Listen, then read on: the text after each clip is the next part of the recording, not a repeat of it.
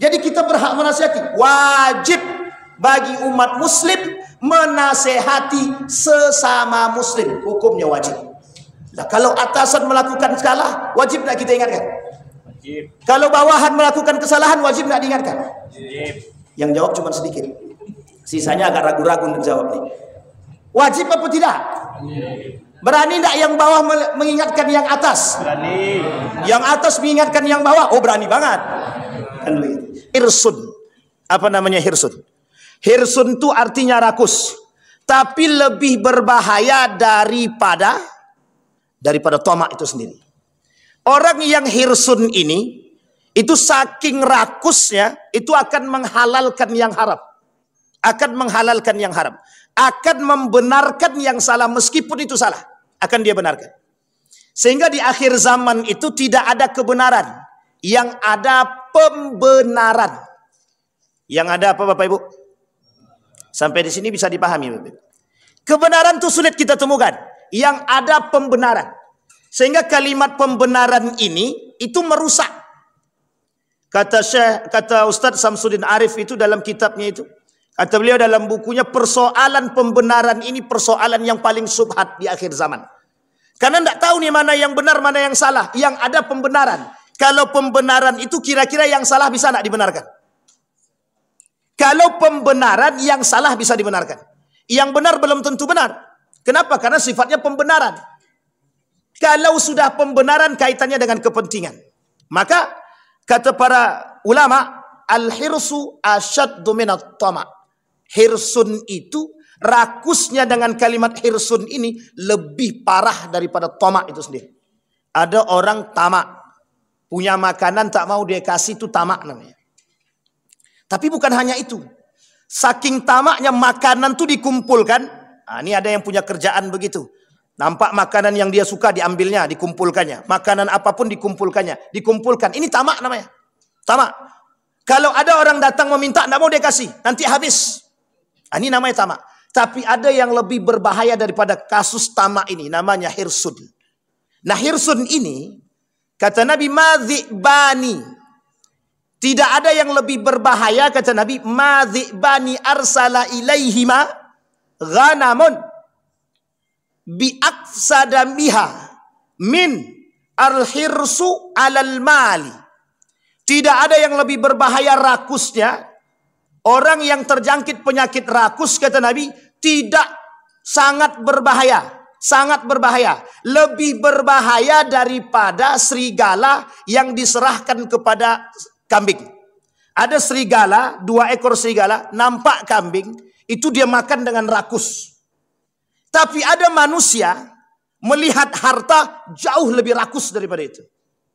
Ini saya tak kemana-mana, tapi harus saya sampaikan. Karena kata Nabi begitu. Kenapa? Karena yang membuat merusak manusia itu dunia. Hubbud dunya ra'su kulli khati'atin, kata Nabi.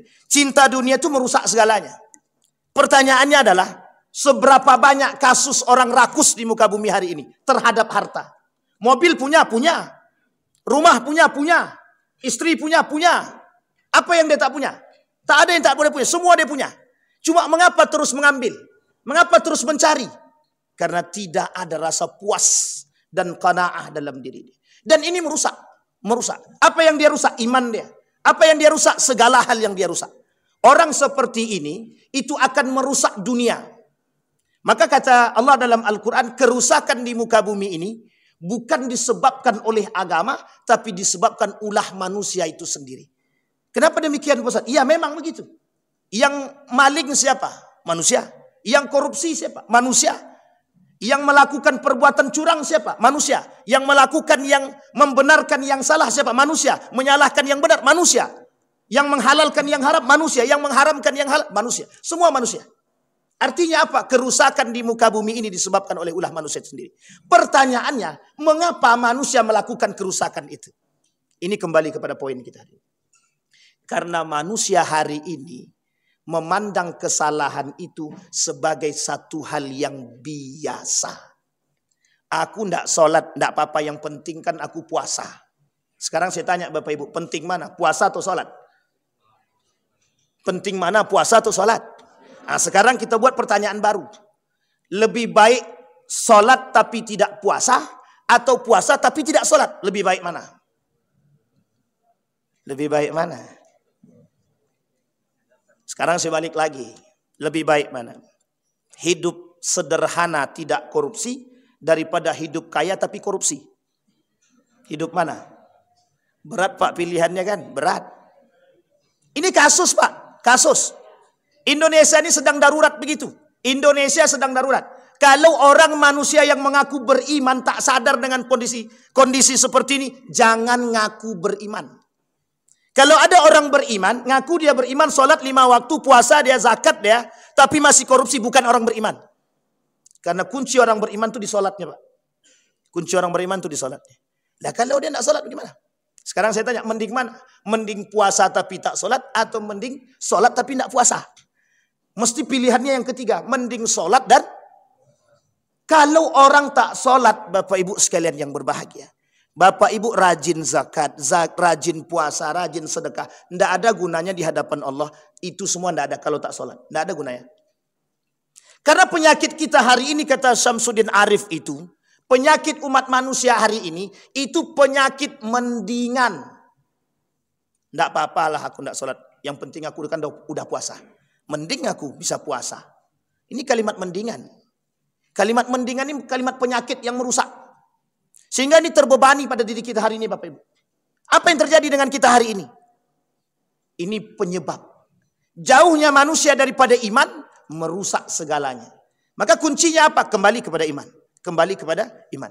Kenapa banyak terjadi orang-orang minum khamar? Mohon maaf tuh minum-minuman khamar itu banyak hari ini tak mau lagi tertutup. Jualannya terbuka saja. Mereka jualan bir bintang. Terbuka. Kenapa? Karena orang kita diam semua. Sebanyak ini orang yang tahu akan keharaman minuman keras, tidak ada tuh yang menegur satupun. Kenapa kita tak berani menegur? Takut. Nanti kalau kita tegur masalah. Semua orang beriman diam, kemungkaran merajalela. Itu kenapa perzinahan merajalela begitu. Kenapa? Karena kita diam dengan perzinahan itu. Kita diam dengan kemungkaran. Kita diam dengan perzinahan. Kita diam dengan orang minum khamar. Orang minum khamar terang-terangan. Hari ini kita begitu. Makanya Bapak Ibu sekalian yang berbahagia. Mengapa pentingnya pembentukan karakter? Nah, bulan suci Ramadan itu tujuannya membentuk karakter. Kalau cuma sekedar menahan haus dan lapar, itu semua orang bisa Pak. Tapi yang terpenting itu bukan haus dan lapar. Bagaimana menahan tangan ini untuk tidak mengambil haknya. Ini bukan hakku, kalau aku ambil bahaya. Bapak Ibu bayangkan 1 triliun bisa menghidupi berapa banyak orang miskin. Lah kok bisa satu manusia mengambil 1 triliun? Itu apa? Dalilnya apa? Ketidakpuasan. Dalilnya apa? Kepentingan. Dalilnya apa? Hawa nafsu. Dalilnya apa? Rakus. Manusia-manusia seperti ini rakus. Kenapa? Kalau dia berbicara dengan iman, tidak mungkin dia lakukan. Tidak akan mungkin dia lakukan. Maka Bapak Ibu sekalian yang berbahagia, Ramadan pembentuk karakter. Jangan sampai tangan ini kelak yang menjadi saksi. Innas sam'a wal absar wal fuad kullu ulaika kana anhu mas'ula. Besok bertanggung jawab. Si fulan, kau korupsi apa tidak? Tidak ya Allah. Yang ngomong bukan lidah, yang ngomong tangan. Apa kata tangan? Ya, aku melakukan. Coba bayangkan, berat apa tak berat? Cuman kan orang sekarang berpikiran sederhana saja. Itu kan di akhirat. Ntar juga bisa tobat. Kalau hidup. Ini namanya penyakit murjiah namanya. Ada nama kelompok namanya murjiah. Yang memudah-mudahkan dosa. Nah ini kata Imam Al-Ghazali. Orang seperti ini sedang meremehkan dosa. Orang yang meremehkan seperti ini kata Imam Al-Ghazali. Orang yang tertipu dengan dunia. Sampai di sini bisa dipahami Bapak Ibu. Kalau agak keras sampaikan aja Bapak Ibu. Agak keras sekali lah, itu tidak apa-apa. Biar kita semua sadar juga kan. Karena Bapak Ibu sekalian yang berbahagia, nggak usah jauh-jauh Bapak Ibu. Riau ini sedang darurat. Darurat kemungkaran. Sebutlah darurat itu 3 saja. Nggak usah banyak-banyak. Kalau saya sebutkan banyak, malu kita Riau Pak. 1, narkoba, dan perzinahan. Bapak Ibu, persoalan serius. Setiap hari kami ditelepon orang tua. Apa kata orang tua? Ustadz, anakku terjangkit penyakit gay nih Pak Ustadz. Gimana cara menyembuhkannya? Bapak Ibu, saya tanya sama Bapak Ibu, bagaimana cara menyembuhkan penyakit gay? Kami bertemu dengan salah seorang dokter yang ahli di bidang itu yang selalu menangani itu. Rata-rata yang melakukan perbuatan demikian tidak lama umurnya itu mati. Karena penyakit yang terjangkit. Apa penyakit yang terjangkit? Banyak Pak penyakitnya Pak. Tapi kenapa kok setiap hari ada kasus di Riau? Nomor 1 terbesar, kota nomor 1 terbesar dengan penyakit Sumbar. Riau dekat dengan Sumbar. Dekat Pak. Coba bayangkan. Artinya apa? Kembali kepada poin tadi. Apa poinnya? Kembali kepada persoalan. Kelak di akhir zaman kata Nabi akan muncul kemungkaran-kemungkaran dan kemungkaran tersebut merajalela. Bahkan kemungkaran yang merajalela itu oleh sebagian orang-orang yang beriman mereka diam dan tanpa ada komentar sedikit pun. Kenapa? Karena satu, mereka berpikir akan diri mereka masing-masing. Saya berpikir tentang iman saya. Bapak Ibu berpikir tentang iman masing-masing. Maka disinilah kata Kunto Wijoyo, tak lagi saatnya umat mukmin itu iman sendiri-sendiri. Namanya social piety. Sekarang saya tanya Bapak Ibu, ada enggak saudara-saudara Bapak Ibu yang melakukan kemungkaran? Berani enggak kita menyampaikan kepada mereka? Ad-din an-nasihah kata Nabi. Agama itu nasihat. Nasihat untuk siapa? Liman lillahi, untuk Allah. Wali rasulihi, untuk rasulnya. Wali kitabihi, wali a'immatil mursalin wa ammatuhum. Untuk semuanya. Jadi kita berhak menasihati. Wajib bagi umat muslim menasehati sesama muslim. Hukumnya wajib. Lah kalau atasan melakukan salah, wajib tidak kita ingatkan? Kalau bawahan melakukan kesalahan, wajib tidak diingatkan? Yang jawab cuma sedikit. Sisanya agak ragu-ragu untuk jawab nih. Wajib apa tidak? Berani tidak yang bawah mengingatkan yang atas? Yang atas mengingatkan yang bawah? Oh berani banget. Kan begitu. Nah Bapak Ibu sekalian yang berbahagia. Itu poin yang pertama. Yang kedua dari hadis akhir zaman. Karena kemarin kita pernah bahasnya akhir zaman. Hadis yang kedua. Apa kata Nabi pada hadis yang kedua? Kelak akan muncul di akhir zaman yang kuat memakan yang lemah. Yang lemah tertindas dengan yang kuat. Ini bukan singgung menyinggung. Tapi ini keadaan kata Nabi. Apa kata Nabi? Ya Aisyah, qaumuka asra ummati bi lihaqan. Qalat falamma jalasa qultu ya Rasulullah, ja'alani Allah fuadaka laqad dakhalta wa anta taqulu kalaman ma dzakaraka wa ma huwa taz'umu anna qaumi asra ummatak bika lihaqan. Kelak kata Nabi akan muncul golongan yang kuat memakan yang lemah tertindas dengan yang kuat. Sekarang kita lihat. Kita lihat Bapak Ibu. Kita berbicara hukum. Siapa yang kuat hari ini tentang hukum? Yang punya duit. Yang punya duit akan kuat dengan hukum. Yang tak punya duit. Nenek-nenek maling ayam. Maling ayam. Berapa penjaranya? 5 tahun. Koruptor berapa triliun? 6 tahun. Bedanya apa? Ada lagi yang lebih berbahaya. Nenek-nenek maling sendal. Maling sendal. 5 tahun penjara. Koruptor 500 miliar. Berapa penjaranya? 1 tahun. Itu kira-kira apa maksudnya itu? Tidak usah Pak pakai maksud-maksudan Pak Ustaz. Memang begitu keadaannya. Artinya apa? Yang kuat.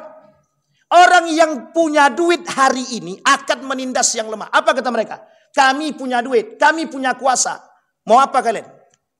Yang lemah tak bisa berbuat apa-apa. Akhirnya apa? Mau tak mau ngikut. Begitulah keadaan kita hari ini. Yang kuat akan memiskinkan yang lemah. Dan melemahkan para yang lemah, yang tak kuat. Artinya apa? Kalau kita hari ini mengaku beriman kepada Allah, kembali kepada poinnya Pak. Kembali kepada poinnya. Apa poin kita hari ini? Memperkuat keimanan kita. Kita orang beriman, tidak mungkin orang beriman itu memakan yang lemah saudara. Tak mungkin. Tidak mungkin Pak. Maka saya katakan Bapak Ibu sekalian yang berbahagia, saya cuma mengutip pernyataan Ihsanuddin Nursi. Apa kata Ihsanuddin Nursi, pengamat politik internasional Indonesia? Kemiskinan hari ini itu dibuat. Apa artinya Bapak Ibu? Dibuat. Kalau dibuat itu berarti apa tujuannya? Jadi memiskinkan manusia. Cuma 2 tujuan Yahudi Bapak Ibu. Dalam buku ensiklopedia Yahudi, cuma 2 tujuan Yahudi. 1 memiskinkan, yang kedua mempunahkan. Jadi Bapak Ibu cerna baik-baik kalimat 2 ini. Kata Yahudi cuma 2 tujuan kami di muka bumi ini. 1 memiskinkan, yang kedua mempunahkan. Artinya apa? Kata Ustadz Mustafa Umar, Dr. Mustafa Umar, tujuan Yahudi itu cuma satu. Kata dia. Apa itu? Membuat manusia di muka bumi ini yang populasinya banyak jadi sedikit. Artinya apa? Punah. Kenapa harus dipunahkan? Ada alasan. Itu alasannya kaum Yahudi, Pak. Sampai di sini bisa dipahami, Bapak Ibu. Ini sampai jam berapa, Pak? Kalau sudah selesai bilang, kalau saya tak lihat jam. Nanti sampai jam 2 kita. Cukup? Kata abang ini baru pembuka gitu deh. Baik. Kembali kepada poin tadi Bapak Ibu sekalian yang berbahagia. Artinya apa? Kata Nabi menasihatkan kepada kita semua. Nabi bilang begini dalam hadisnya. Kata Nabi kepada Ibnu Abbas, "Kuntu khalfan Nabi sallallahu alaihi wasallam." Kata Nabi, "Ya ghulam, ihfazillah yahfazka." Hei anak Bani Adam, hei Ibnu Abbas, hei anak muda kata Nabi, "Ihfazillah yahfazka." Jaga oleh kalian nilai agama. Tidak mencuri, tidak menyakiti, tidak berbuat dosa, itu nilai agama yang harus kita jaga. Bapak Ibu sekalian yang berbahagia, orang berpuasa ini Bapak Ibu, orang berpuasa itu dalam kitab Takriratus Sadida karangan Habib Hasan Al-Qaf itu ada 12 poin yang merusak amal ibadah dia. Dia puasa tapi tak ada guna sama sekali. Rubba sha'imin laisa lahu min similal ju' wal atas. Dia cuma puasa lapar saja. Dia tak ada gunanya. Satu di antaranya itu zalim, Pak.